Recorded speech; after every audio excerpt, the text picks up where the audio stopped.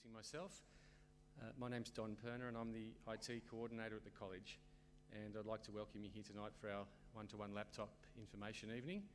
I understand it's been quite a difficult couple of days with the weather, so it's been a long day for the boys as well as yourself. So this should be a fairly straightforward and simple and fairly brief evening before we're able to give out the laptops to your family. So thank you once again for coming. I might start, as we always do at the college, with a welcome and a prayer. We pause to remember the uniqueness of this place. We honour and respect the generations of Tharawal people who held this land in their dreaming. In the name of the Father, Son, Holy Spirit, Amen. Lord, we have been gifted with many new technologies which enable us to seek information and complete tasks in almost record times. We thank you for these gifts. Help us to use them well. Grant us with curiosity to seek answers to our many questions, discipline to allow us to always be in control, and hopeful about the many benefits they may bring. May technology serve us, Lord, so that we may better serve one another and you. Amen. To Marcelin Champagnat, Mary, our good mother, and let us always remember to pray for one another. Father, Son. Thank you very much. It's also very timely that technology can be a distraction, but we won't draw attention to mobile phones and when they might go off at particular times, because that would be unprofessional of me at this point. But anyway, we move on. I suppose the first thing to do is to possibly discuss why we're here and what the college does with regards to its one-to-one program. And one-to-one program meaning each student in the school with their own device 24/7 and on campus at all times. Basically, after being part of many programs, BYOD programs, which are bring your own device programs, which are very popular at the moment around schools around the world. Bring your own designated device, which is basically a school designating or outlining the actual device that must be bought by the family, etc. And also one-to-one programs with both tablets and laptops. Being part of and watching forums of education around the world, my personal conclusion and the conclusion of the college is a one-to-one program, similar to what we're running here, is probably one of the best programs to run in a school. And I'll outline a couple of reasons why that would be. First of all, what are the benefits to parents with a one-to-one program such as ours? There are many, and what people don't realise with regards to cost, some people think that BYOD programs can cost less for families, but it is a bit of misunderstanding there, and I'll outline that a little bit as well. There are a number of things that parents don't have to do in a one-to-one program like ours. First of all, you don't have to source the device. You don't have to listen to your son tell you about the best device that they'd like to bring to school, for example, or the devices that maybe their friends might have and they'd like to have. You don't need to source insurance for those devices for repair and damage as well, because it's provided in this program. For example, if there is damage to the device, basically the school takes care of the whole process after a signed document, which I'll outline later on. Very minimal excess fee covers the cost of quite substantial costs of damage to these devices. A screen can cost up to $600 or $700 for a damaged screen, for example. Parents don't have to source that. They don't have to source a repairer when there is damage, and it does occur at times. You don't have to source software, especially in Year 7 and in junior years, because all the software is provided. We have a very substantial software centre where the boys can go online at school and download some applications I'll show you tonight briefly. You don't have to source or purchase those, and you can see how much that would cost if you had to source your own Microsoft Office, your 3D sketching, etc., video editing. Parents don't have to do that. This is the discussion that you don't often hear when debating BYOD programs and one-to-one programs. And there's no need to source a replacement if the machine goes in for repair, for example, because we have a hot swap program here. As soon as a boy brings a damaged device into the IT office, it's swapped with a similar device straight away. So the theory is that the boys have no downtime when it comes to having a device in their hands in their classroom or at home, and they're allowed to bring those devices at home. Now, I'm not trying to convince you of the program because that's our program here, but just outlining why we moved down this path 3 years ago. Benefit to the student, well, there are many as well. There is the substantial software available for the students to do just about anything they'd like to do with regards to educational value on that device. They've always got a device in their hand. Technical support is all around them because all the boys have the same device and operating system. Windows 10, HP, PC products. I use Mac products myself as well, Apple products. I use both. They all do the same thing. So whether you're a fan of one or the other, by all means do that, but they all do. Laptops are all very powerful in their own way and can deliver product for students in all the same ways. The technical support around them is that the students next to them have the same device. They offer each other support and know-how. It's a massive knowledge base in the school because they're all using the same device. There's no inequity of technology, so you can imagine coming to school with a very inexpensive tablet, for example, or one that you've got for free, from signing up a contract with an internet service provider, and you've got a student with a $3,000 laptop that makes coffee. That sounds funny, but it's not supposed to be funny. So you can see that the inequity is taken totally out of the equation. It's like why we wear uniforms as well. Lots of reasons why, but also the equity factor. We're all the same here when it comes to respect and how we deal with each other and with the devices. We all have the same device. There's no inequity when it comes to that as well. And obviously there's no loss or misplacement of documents with the one-to-one program. Most schools are the same now. All the documentation, administration documents, permission notes, etc. are online. Staff share notifications of assessment, etc. Bulletins, newsletters. There really isn't any reason for losing that, not having it, because it's accessible. In 99.9% of the cases, it's all accessible. My apologies. So as you can see, very valuable program for parents and students.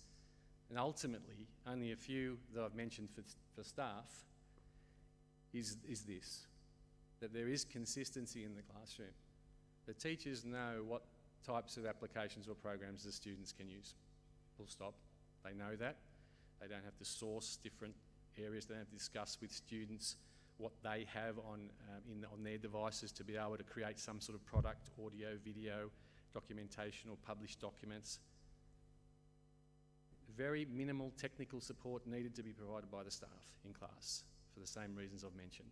And that really leaves more time for the students. So for me, a program like this, it's a no-brainer. It delivers for parents, students and staff. And I understand that probably the missing aspect there is that you don't choose your own device, and that could be one of the negatives, perceived negatives, I suppose. So, which brings us to the point especially for the boys to listen to, but also for parents.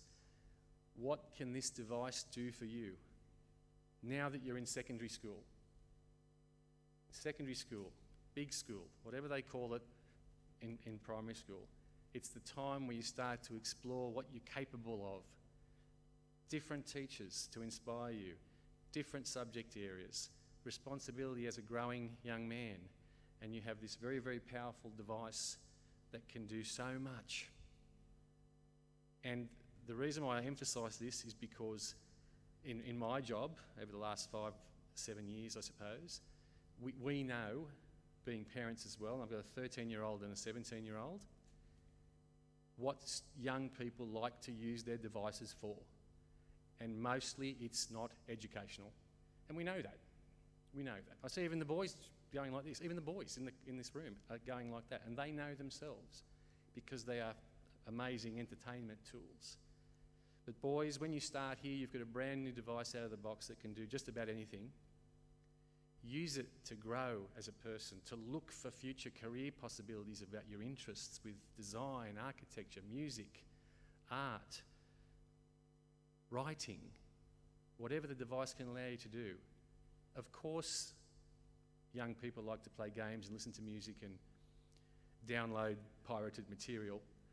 But parents, hopefully, and as well as the school, look to balance that with educational components of having a device in your hand. We know that it can be your diary, and if you're not using it as your daily diary to remind you of things you need to do and to become more organised, you're missing a great opportunity. Now, believe it or not, people look up here and think, Mr. Perner's a highly organised person. Well, yes, I've got technology that allows me to be assisted to be very organised. But as a young person your age, I wasn't. And I wish maybe I'd had some devices to keep me on track with regards to daily organiser, etc. We know it can be your calendar, and it is your calendar. So you can look further than just today. Look to next week, look to next month, at the end of the term, assessment task, planning, even personal things, family events. Work them around your school, personal life. You are not primary school anymore. We're starting to become young men. That's where we'd like to lead you with the device, being able to help you along that way. It's one of your primary communication tools. And I know as well as anybody that face-to-face communication is extremely important, and we never want to lose the ability to speak to each other and listen to each other. But it certainly is a very powerful communication device with your teachers and globally, of course, as well. Basically, it's your personal assistant. It's the person that we don't have unless we're very wealthy or business people who might have a personal assistant. Well, it's our personal assistant, and we're looking at it that way as a secondary school student. Okay, terrible image, but it can also be your teacher, and it can teach you a lot. It can't do the things that the human being teachers can do in your classroom. It cannot do what they do by listening to you and knowing who you are and helping you along the way. But it certainly can teach you to do things. I taught myself Korean, and I had a Korean correspondence via email for 1 month successfully by using Google Translate. And I don't have any Korean friends, and no one's ever taught me Korean. And I'm not particularly special linguistically. Anyone can do it. What can you do with the device? Well, basically it's your video editor. You can create film, short films, edit videos, provide them as assessment tasks. Do it as a personal hobby, lead it towards a career in video editing or film or whatever else it might be. It's your sound and music editor as well. We all know what people like Justin Bieber, I always get that wrong, Justin Bieber, have done in the world, in the bedroom, creating product. Like him or not, Justin Bieber, like him or not, clever young man who started that, YouTube, etc., and there's a lot out there. And not just in the music industry. Think about it, boys. What could you do with this device that's positive, helpful to you or your family or for your future? It's a publishing hall. I've got students in Year 8 now who are starting their digital exercise book in class. And they were writing and researching and putting work into their digital exercise book, and it's beautiful. It's not because they're messy or organised, it's because the software allows them to create beautiful books with images and tables and text. Think about that. Think about what you produce on that device for your education as well. You can create websites and you can create blogs, and we all know how many people have made a living out of website creation or just blogs, etc. Now I'll pause for a moment and just show you a couple of things from the laptop to inspire you for about 3 or 4 minutes on what you can do that's more than just listening to music, watching movies and playing games.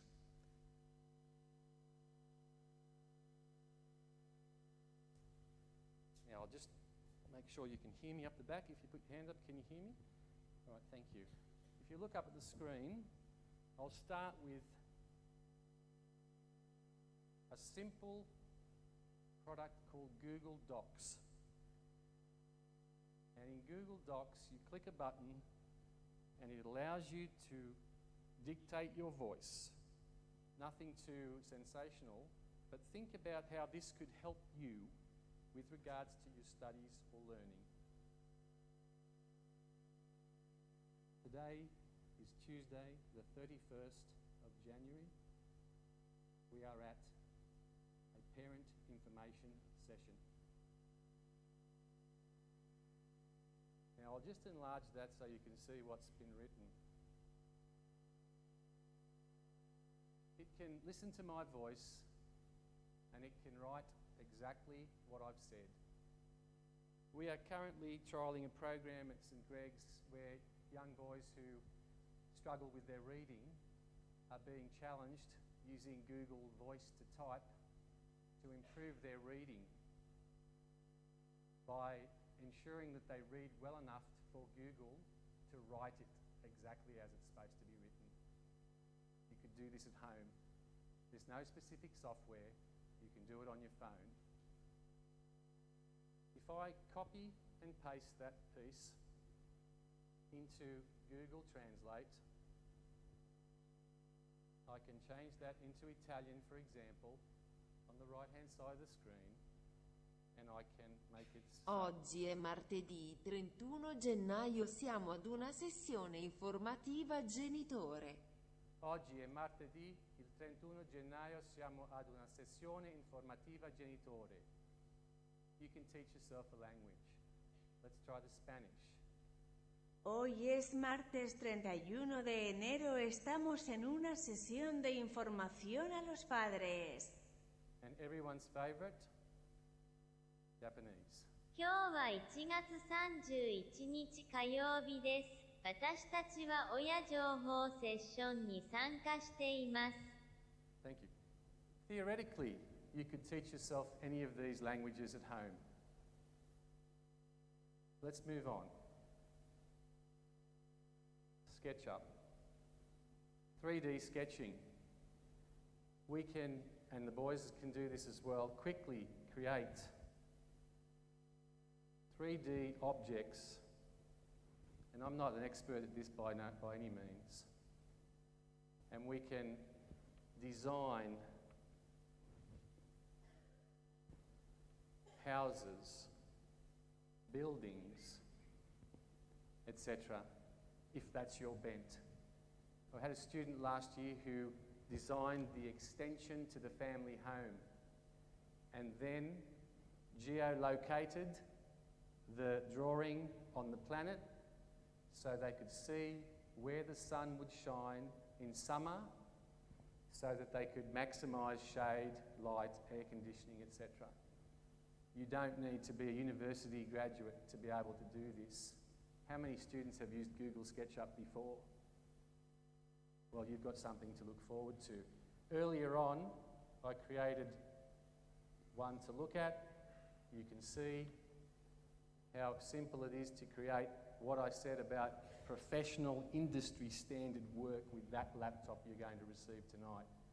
And earlier on, I created another one which was my suggestion for the new learning centre, but I don't think Mr. Miller would have been happy about this one. Excel. People think Excel is boring, absolutely boring. I love Excel. It's a spreadsheet. It calculates just about anything. Every time you see sport on the TV and there's some calculations being made, it has its basis in spreadsheet formula documentation like this. Watch how simple it is to start to create, for example, if I played cricket, which I haven't done for a long time, how quick and easy it would be for me to just write down the runs that I've scored for each game, and you can see how quickly it will actually help me create different types of calculations and spreadsheets. In Game 7, you can see there are no runs scored, so I'm going to type in the runs that I scored that game, which was 156. I was very good, thank you very much. And you'll see when I press enter, watch the total and strike rate change. And you can see how powerful and how quick a simple spreadsheet is. These are the things that I believe you should be looking at using instead of maybe more movies, music and games. Very, very important. So I'm hoping that gets through to the boys here tonight. It's very important. I've indulged you for a moment, and we'll move back to what I was going to discuss with the program. Now, excuse me for a moment. So, to the device.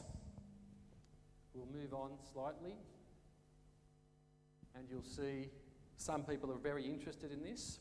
These are the specifications of the device that you'll be receiving tonight. It's got 8 gig of RAM, 128 gig of storage, solid state hard drive for those people who are interested. Now I'm talking like a motor enthusiast. I might turn this off and move back to the podium microphone. Runs Windows 10 operating system. As I said, I'm a Mac user at home and I use Apple products, and this is the way I think. I'm happy to come here and use PC and Windows products. Why? Because now I'm a universal user. If your boys are Apple Mac users at home and use an operating system, OS X operating system, well, they're going to be universal users now, and they're going to be able to use anything. Think about that when they go to university or work in a job somewhere where they have to use whatever device is given to them. They'll be proficient at both. If you're a Windows user at home, Win as well.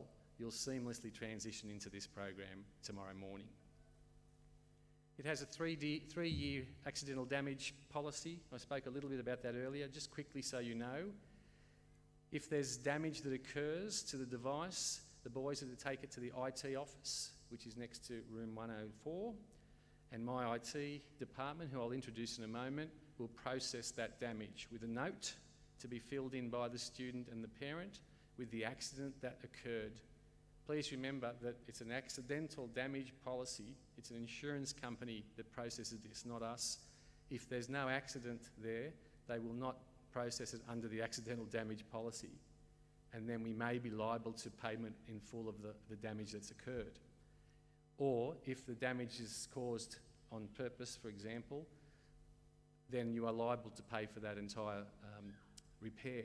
So be careful that that document's filled out carefully with that information. There's a 7-day turnaround this year to bring back that incident report form. It won't be processed to be repaired until that form comes back. So if you hand it into the office boys, it'll sit there until that note comes back to be processed. So please remember that, it's very important. It has a $55 excess. We've been able to secure quite a good excess for that. So think about the $55 excess for a replacement screen, which can cost you anywhere from around $500–600, escapes me at the moment, but the mathematics is there to be seen. Very important. For the life of the 3 years of the device. It's a 3-year program. Our Year 10 boys received their new laptop today for their Year 10, 11 and 12, and that's how it occurs. Basically, I've outlined the damaged device situation, and for the moment I'll also move slightly into what's on offer with regard to our platform for communicating with parents with regard to their students and student management. And I'll move back to the laptop and just quickly show you the website that you'll have access to shortly. Central is our student management system, and it allows the boys to check their daily notices. It allows the boys to check also messages from teachers, etc. And you'll see in a moment when I log in that you will have access to this as well shortly. So once you get past the main screen and go to the dashboard, if you have brothers at the school, you'll be able to access this as well. You'll see there's the daily prayer and notices, the timetable. Parents will be able to access the activities, attendance as well. Reporting will show all the published reports up to this date. So as your son progresses through the years, you'll be able to access all their reports as well. If you've lost them at home or there's been some sort of damage, you can still access those reports, school records, etc. And you'll be able to also edit medical records as you go to keep them up to date. So I won't go into that too much, in so much as in the next short period of time, over the next week, you'll receive via email a letter which gives you the credentials to register for the parent portal, and also a document that allows you to navigate through it to see that as well. Very powerful, and it's growing more and more each of the years that we use Central.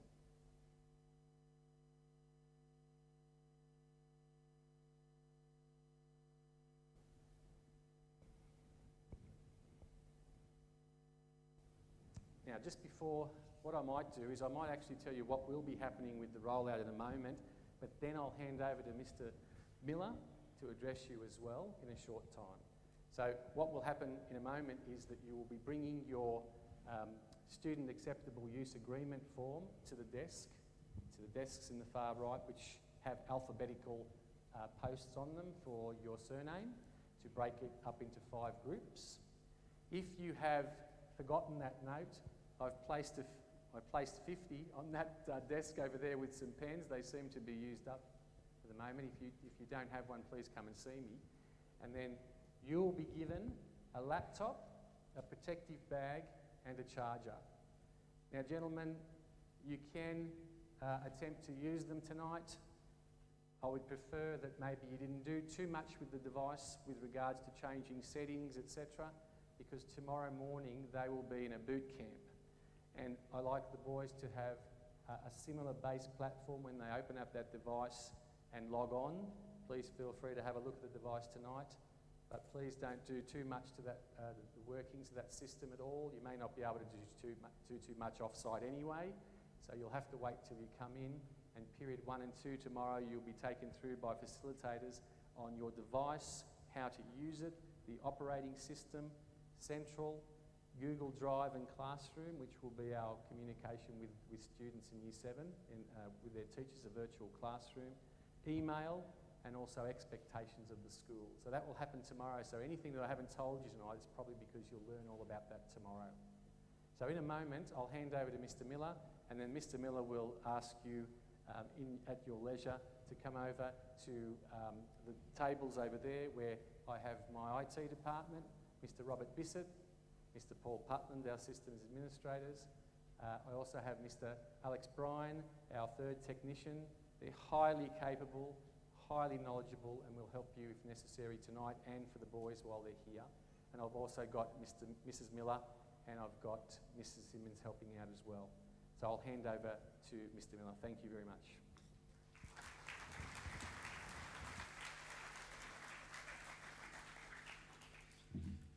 Thanks, Don. Good evening once again, ladies and gentlemen, and thank you very much for coming out tonight.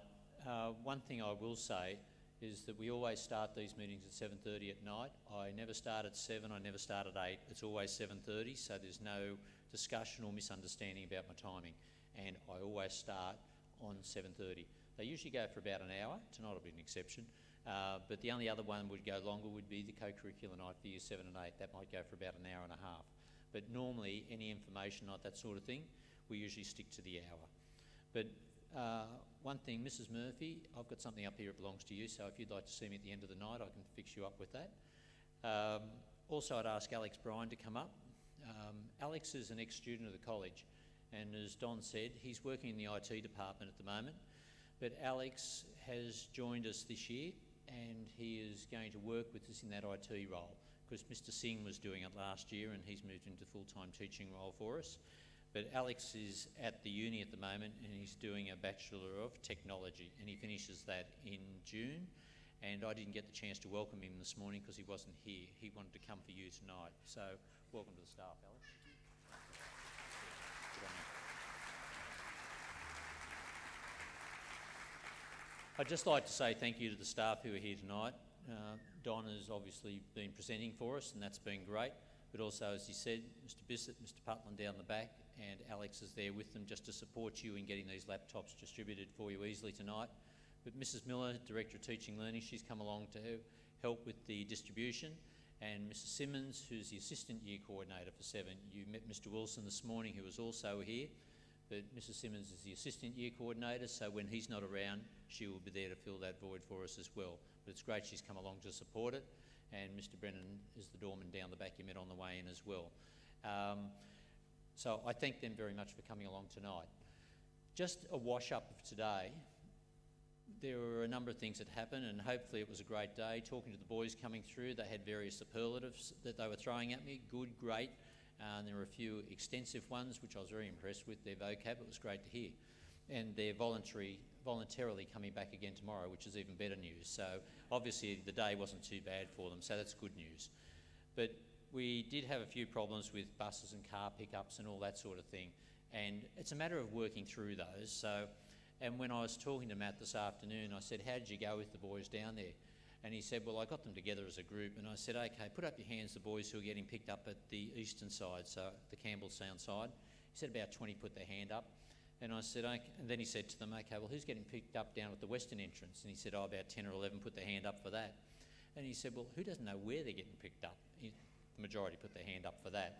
So I think you've got to do a bit of homework with those boys tonight and just orientate them north, south, east and west, where all the pickup zones are. Then you complicate that further by having so many buses come in and out of the place as well. We have about 4 Campbelltown station buses. They come through.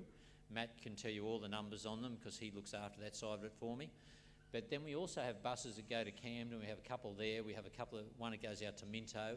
So we have a number of other buses that go to different places. So you've got to check the number and you've got to listen to the people down there. We would have had 3 teachers there today, and we usually don't have that many down there when we're distributing the buses. But they will always call the bus. They'll call out to the boys, so the boys have got to be listening. One of the problems we find on Thursdays, because there's such a gap between the end of sport and the bus coming at 3, they go and play hand tennis. And of course they get so involved in the game, winning it especially, and then the bus gets called, they forget it, and they'll come over. Thank God there are 4 Campbelltown station buses, so if they miss the first, the second, the third, there's still a 4th one. And for those who are really involved in the game, there's a late bus at 4:30. So you just hope they're listening when we call out these buses. But I would suggest to you, have a talk to him again tonight about it. You would have seen the car pick up this afternoon. It wasn't too bad for Year 7, but that was divide and conquer. Tomorrow it's 7 to 12, all back together again. So the line will most probably go out the gate, and there'll be buses that will come up. We will call them up just to get them in, because we've got to get the buses out. And my suggestion to you is when you're driving in, you move to the left and stay close to the left-hand side. So those buses will come up the other side lane just to get in. And we'll bring up 2, 3, 4 buses at a time. Whatever you do not get out and follow a bus up, because that is just dangerous. Because when they come through, I'm usually the traffic cop at the top, and it's not a nice sight when I see that other car coming I'm not expecting. So if we can think about that when we see what's going on with the buses, that would be really good. The stop and go people, I know they were a real joy this afternoon. I thought we cleared all the cars on the way out, and then all of a sudden there'd be a big gap. Next minute there'd be another 20 come through. So I've already had words with Dark West about that, and we're going to ask them. We've set aside a bit of time during the afternoon or the morning peak period and said, do not move the bulldozers across the road. Give us the access to the road at those peak times. So they said they will. I can only take them at their word, but we'll watch tomorrow morning and just see what happens. But that's the idea of it. So you should be able to run in fairly easily in the morning. And of course, if you come before 8 o'clock, you beat the stop and go people down the road anyway. The other thing I'd suggest to you is that with your son, and if you don't want to get caught in that traffic thing coming in and out of the college, he can always sit up there and admire the view of Campbelltown. It's a great view up there. And if you come in at 3:30, you've got the express pickup because there's no one else here. So, and a lot of the older parents, they will do that. They will do the express pickup, come after everyone's gone. Everyone's usually gone by about 3:20, so it's not really an issue. Is your son safe up there? Perfectly safe. There are other boys who join him up there. It's a great view of Campbelltown, and they usually socialise as well, so that helps also. So I just remind you about that, just with the coming, the going. The western entrance, we only had a few cars using that today, but we gather as the secret gets out, more will start using it as well, so we'll go with that idea. The other thing I had to remind you about, Catherine Jeffcoat asked me to remind you about the cocktail evenings again, and I know I did that this morning at times, but she's on about the paperwork. Apparently there's paperwork that has to come back in to say whether you're coming or you're not coming, and something else that goes with it, I gather. So anything you got on the foundation, if you haven't sent it back, if you could send back that paperwork. The cocktail evenings are really very good evenings. We usually get about 180 on the Friday night, about 200 on the Saturday night. They're entertaining. You will see your son's picture go around on the DVD. As I said to the people who were on the tour with me this morning, whenever we put a USB in with the boys' photos on it, they can sit there and watch them for hours. They're not a problem. There's no supervision problems. They just love looking at themselves. And knowing how proud you are of your sons on those cocktail evenings, and you see those DVDs going up, I'm sure you'll be very proud to see your son up there as well. But we need to know you're coming so we can make sure you get the photo up there. So with the cocktail evening, please get the paperwork back to Catherine, because they're on in a couple of weeks and she puts a lot of time and effort into the planning of them. They are really good nights. So without any further ado, I'll hand you back to Don. But thank you once again for coming along.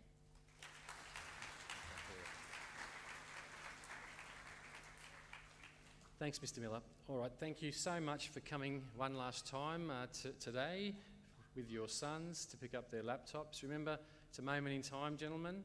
It's a very powerful device. Think about using it for purposes of good, for yourself, for others, for your career, for your education. And I thank you so much for coming. Just remember, we're over to the left-hand side.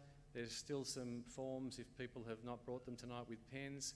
And from A to the left-hand side all the way to Z, there are 5 teachers that will hand those products to you. Thank you very much for coming.